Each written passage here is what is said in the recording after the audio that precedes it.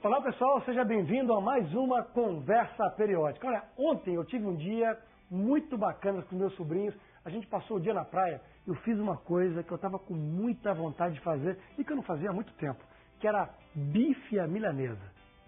Já ouviu falar? Não? Na praia? Vou te explicar como é que é. Você vai lá, dá um mergulho bacana, depois corre para a areia, deita e rola.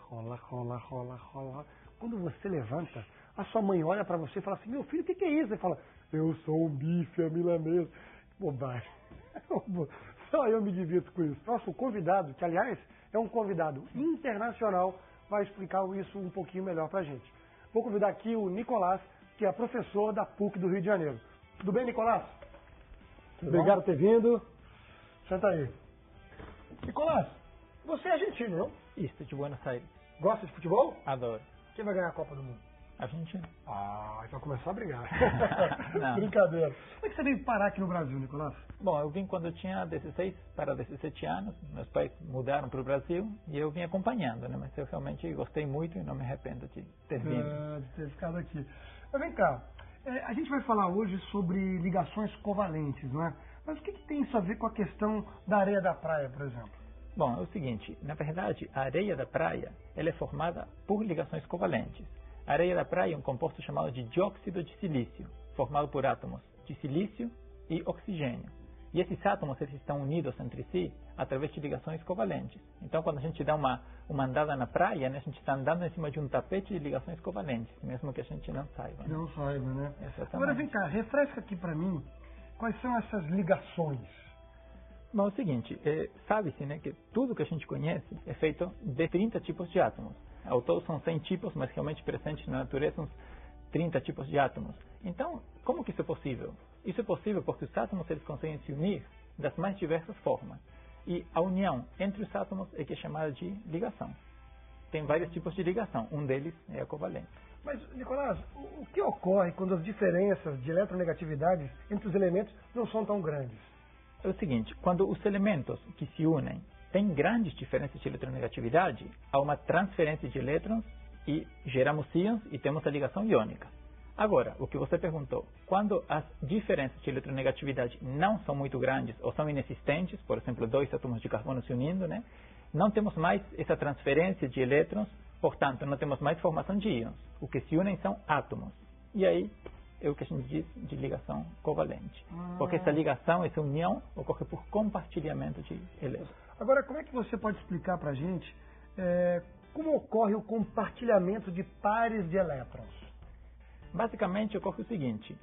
Dois átomos que, a princípio, estão isolados, né? Cada um tem o seu núcleo, que é positivo, a sua eletrosfera com elétrons, que é negativa.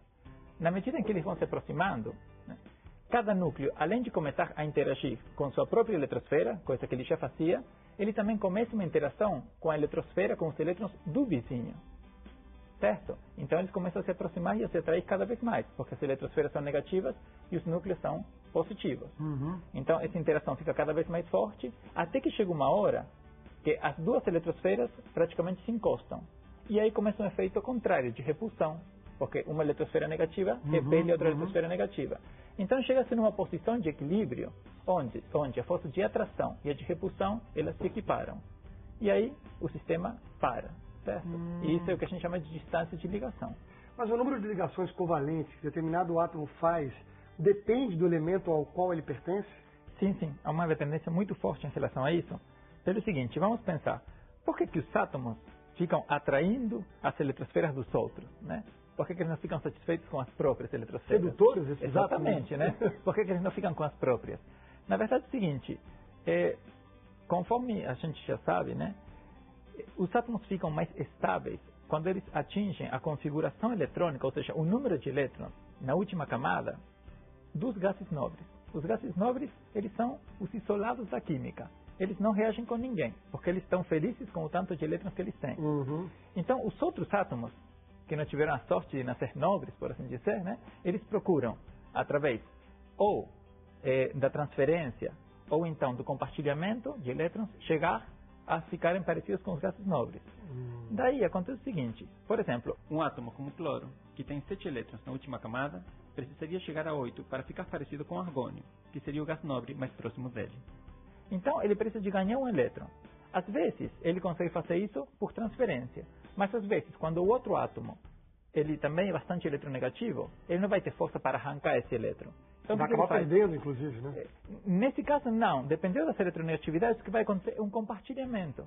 Então, por exemplo, dois cloros, um empresta o seu elétron para o outro, então o outro que tinha 7, mas o que se emprestou dá 8, e o outro emprestou o elétron para 1. Então, tem um par de elétrons aí, que vai ficar no meio dos dois átomos, né, sendo compartilhado pelos dois núcleos. Aí os dois atingem a estabilidade, porque atingem 8 elétrons, e fica fácil. Então, por exemplo, esse número de ligações que o átomo faz, ele está relacionado com o número de elétrons que ele precisa para chegar na configuração do gás nobre. Mas como é que a gente pode determinar o número de ligações covalentes que um certo átomo, por exemplo, pode ter? Exatamente. Por exemplo, no caso do cloro, ele está com 7 na última camada. Ele tem que chegar a 8. Ele precisa de mais 1. Então, ele vai fazer apenas uma ligação. Já o oxigênio, ele tem 6 elétrons na última camada. Para chegar a 8, ele precisa de mais 2. Então, ele vai fazer 2 ligações. E assim por diante. O carbono faz 4, o nitrogênio faz 3. Olha, eu acho que mais curioso do que eu é o pessoal que a gente vai ver aqui agora. Mostra aí.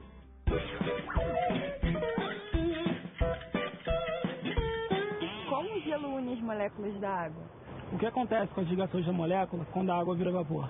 Como as ligações covalentes se desfazem quando a água vira vapor? Elas realmente são fortes?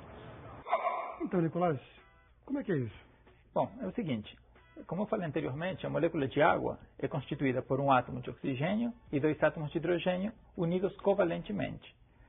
Mas acontece o seguinte, você pode pensar, bom, é fácil ferver água, então será que é fácil realmente romper ligações covalentes? A resposta é que não. Tanto que, por exemplo, se eu ferver areia, ela não vai evaporar, não. E a areia é feita exclusivamente de ligações covalentes. Por que, então, que a água, ela evapora e a areia não? Acontece que quando a gente está evaporando água, a gente não está quebrando ligações covalentes. O que estamos quebrando são interações entre as moléculas de água. Peraí, Nicolás, você está me dizendo que a ligação covalente é capaz de gerar 2 tipos de compostos bem diferentes, é isso? É isso mesmo. Na verdade, temos os compostos covalentes e os compostos moleculares. Nos compostos covalentes, como por exemplo... dá um exemplo aqui pra gente. No diamante, vamos pegar com cuidado aqui, né? Bonito, né? Bem lapidado, né?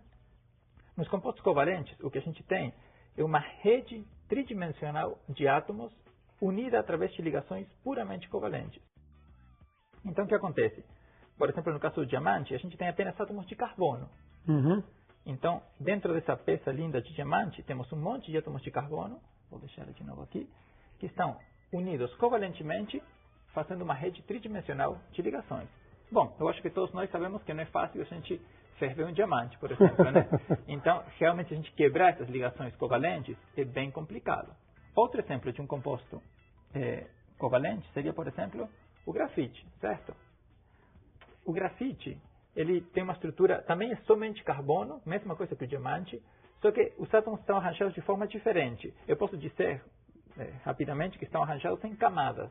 É por isso que quando você escreve, o grafite esfarela, certo? Porque uma camada desliza por cima da outra. Mas ainda assim são camadas tridimensionais, certo? Já, no outro lado, temos os compostos moleculares, como a água. O que são esses compostos moleculares? No composto molecular, a gente não tem essa rede tridimensional de ligações covalentes e átomos. O que a gente tem, na verdade, são pequenos agrupamentos de átomos unidos covalentemente, que chamam-se de moléculas. Certo? Uhum. Então, e o conjunto de moléculas é que faz o composto. Por exemplo, com licença, posso pegar aqui uma Pode, fica à vontade. Se a gente pegar um pouquinho de água, né? A água é um exemplo clássico de um composto molecular. Então, esse tanto de água aqui, ela é feita por um monte, milhões, trilhões, mais do que trilhões de moléculas que estão unidas entre si por forças mais fracas, chamadas de forças intermoleculares. Então, quando a gente ferve, por exemplo, a água, o que a gente está quebrando não são as ligações covalentes que unem o átomo de oxigênio aos 2 átomos de hidrogênio. O que estamos quebrando são as interações entre as moléculas. Essas sim são fraquinhas. Tá. E quando a água vira gelo, por exemplo, né, nada mais é do que as mesmas moléculas com as suas ligações covalentes organizadas tridimensionalmente, unidas através de ligações intermoleculares. Um outro exemplo, para finalizar. de composto molecular seria o açúcar. O açúcar também é constituído de moléculas. Por isso que é fácil a gente, por exemplo, derreter açúcar. A gente não está quebrando ligação covalente, está quebrando ligação entre as moléculas. Já derreter diamante é complicado. E é isso que diferencia o composto covalente de um composto molecular? Exatamente. No composto molecular temos moléculas, no composto covalente não temos. Temos uma rede tridimensional de ligações covalentes.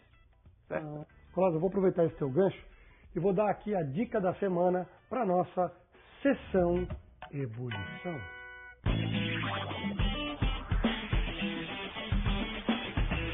Um casal apaixonado em uma época de muitos conflitos. Mas nem mesmo uma guerra poderá dividir essa ligação. Conheça você também a força do coração covalente. Os átomos eles podem compartilhar mais do que um par de elétrons entre si. Quando isso acontece, temos o que chamamos de ligações múltiplas. Essas múltiplas são ligações duplas, quando são 2 pares de elétrons compartilhados, ou triplas, quando são 3 pares de elétrons compartilhados. Isso é relativamente comum em alguns átomos, como por exemplo o carbono, o enxofre às vezes, o nitrogênio, tem ligações duplas, o oxigênio também faz muitas ligações duplas. Então é uma coisa que vem só enriquecer mais esse universo das ligações covalentes, essas possibilidades. Nicolás, de que maneira essa regra explica como o carbono se tornou a base para a vida na Terra? Bom, o carbono é um elemento muito particular, uma vez que ele está no centro dos elementos do bloco P da tabela periódica. Eu sei que vocês talvez não saibam o que isso quer dizer, mas eu conto rapidamente. Eu já ia te perguntar. Eu conto rapidamente. Ele tem 4 elétrons na camada de valência. Ou seja, para ele, é tudo difícil. É difícil ele perder 4, é difícil ele ganhar 4 para chegar a 8. Então o carbono adora compartilhar. Ele sai compartilhando, E a princípio, para ele chegar ao octeto, ele tem que fazer mais 4 ligações. Só que ele pode fazer essas 4 ligações com 4 átomos diferentes ou com menos número de átomos. E aí utiliza as ligações duplas ou triplas, as ligações múltiplas. Com isso, sem lugar a dúvidas, o carbono é o elemento mais versátil em termos estruturais que temos. Então, o carbono é praticamente coringa. Se a gente for pegar o jogo de baralho, Então, ele consegue fazer muita coisa bonita estruturalmente. Então, a natureza, que não é boba, escolheu ele como base de todos os sistemas vivos. Bacana. Nicolás, olha, muito obrigado pelas suas explicações. Olha, foi um prazer. E nos vemos por aí, oíste? Seguro, dale. Bom, e para você que está nos assistindo, não perca a próxima conversa periódica. Fique ligado, hein?